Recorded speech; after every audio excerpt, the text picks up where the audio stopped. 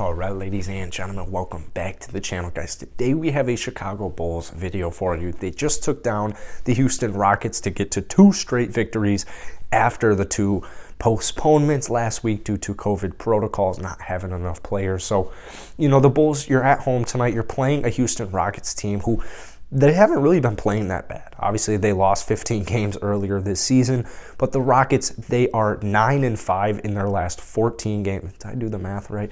9-5 in their last 14 games. So they're not red hot anymore, but they're a hotter team. I mean, they're not an easy win. I don't think any team in the NBA is necessarily an easy win by any means in any sport, to be honest with you. But the Bulls, you're without Zach LaVine tonight. You still have a bunch of players in the COVID protocols, but you have enough pieces out there for sure to get a good win. I mean, you just took down the Los Angeles Lakers last night, so you want to ride that momentum.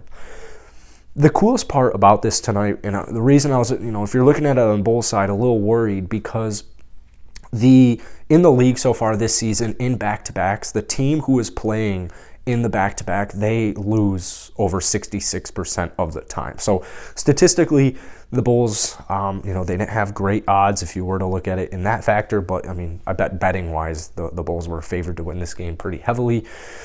The Bulls just offensively ran through the Rockets. Now, there was some defensive issues, in my opinion, that the Bulls had tonight. But like I said, you're playing with a thin schedule or a thin roster as it is, so I wouldn't look too much into it.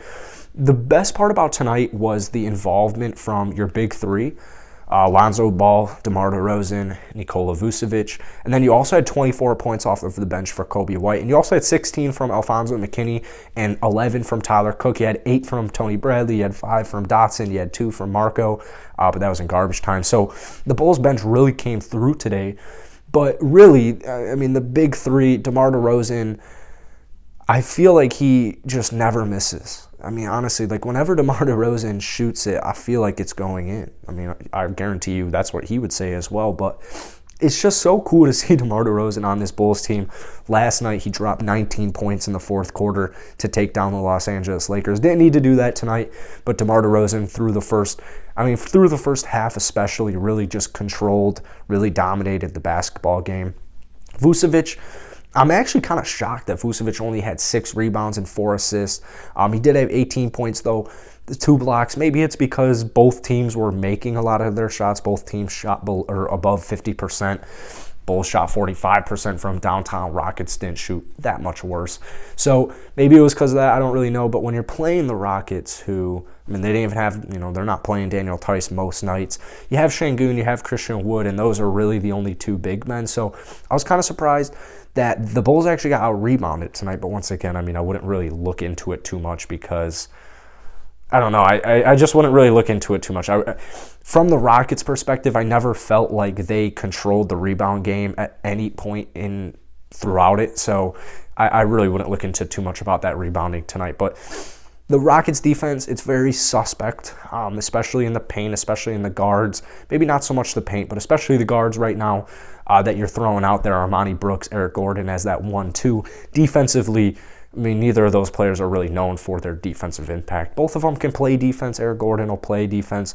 He'll give you energy, he'll give you effort, but not all the time. So seeing the big three go off tonight, and then lastly, Lonzo Ball, 6 of 12 from the field, 4 of 9 from downtown, 5 rebounds, 8 assists, 5 steals, a block.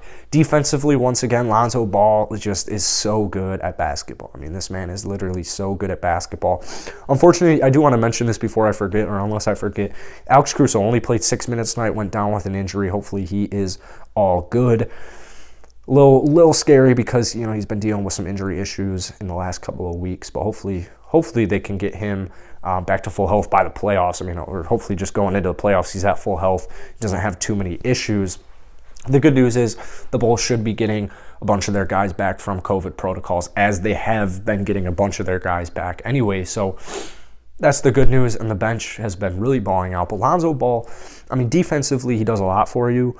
But then if he's giving you 19 points, 5 rebounds, 5 assists, 5 steals, and a block, it's unfair the advantage you're going to be at if your starting point guard is putting up those statistics with good efficiency as well. I really like Lonzo Ball from downtown. he can do so much, man, and he is really coming into his own. He's really coming into his own shoes. I mean, he kind of got that started last year, especially in New Orleans on the Pelicans, especially once, he's starting to get way more consistent, obviously, but you're starting to see the confidence in all aspects of the game. Really, the shot was really the only thing that he was severely lacking, and now that he's got a shot, I just want him to be aggressive. I want him to find open teammates and just play as hard as you can. Coby White, though, man, Coby White, this is, as a Bulls fan, it's hard to think about the Coby White situation because, like, emotionally, I love Coby White. Like, I will always love Coby White. I love players out of North Carolina. I love players out of Duke. I got some family there in Chapel Hill, so I love North Carolina players. I love Coby White. I love his demeanor. I love his attitude. He's got great hair. Not as cool as it used to be, but still some really cool hair. Coby White tonight played 32 minutes, 7 of 15 from the field, 5 of 9 from downtown, two assists, 5 rebounds for 24 points. This is really the first time we have seen Coby White break through offensively this season. And if Coby White is going to be, consistently, he's not going to be dropping 24 off the bench. He's probably not going to be playing 32 minutes off the bench as well.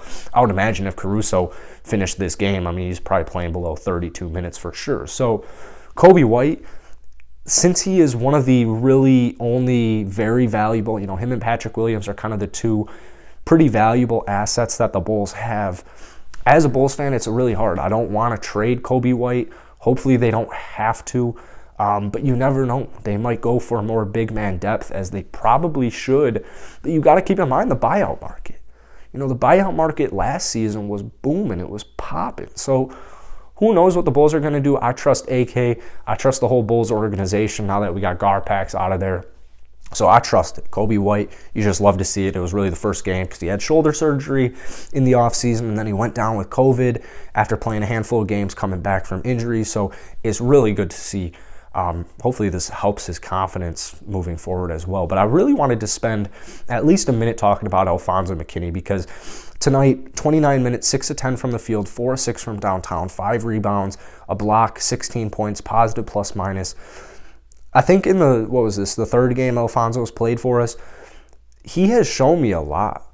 This guy, and the thing is, because I remember him, he's played for Cleveland, he's played for Golden State, played a little bit in Golden State, played a little bit in the Lakers. This is a dude that is like a valuable role player that I think I would just want to have on a team. If I'm trying to compete for a championship, I would want Alfonzo McKinnie as my 11th man, as my 12th man, just somewhere in that rotation where he's not being relied on to do too much. Whenever it makes sense to throw him in, he's in there, he's ready to play, he's playing his heart out, he plays good defense, he's athletic, can make a three. I think the Bulls should sign Alfonzo to a guaranteed contract.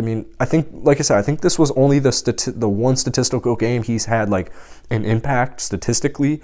But if you're watching these Bulls games, man, I can't, there's no way I'm the only Bulls fan who is loving what Alfonzo McKinnie has been giving the Bulls in the last couple of games since he got signed for them due to all the COVID losses that they have. So I would like to see Alfonzo McKinnie on this Bulls team moving forward, because say you have another, COVID outbreak, injury outbreak, that's a player that I would like to have. I feel like that's a young player that you can actually rely on to play consistently, or to at least go all in, try your ass off every possession.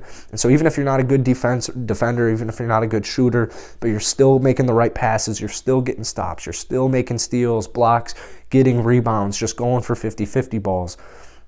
Energy, effort, just your attitude, it spreads. It's contagious. So I want to see Alfonzo McKinnie on this Bulls roster moving forward. But that's it for today, guys. Kind of a low-key game for the Bulls tonight. It was never really in jeopardy. Got off to a 9-0 lead. So that's it for today. If you guys enjoyed it, hit the like button, hit that subscribe button, and I'll see you guys tomorrow.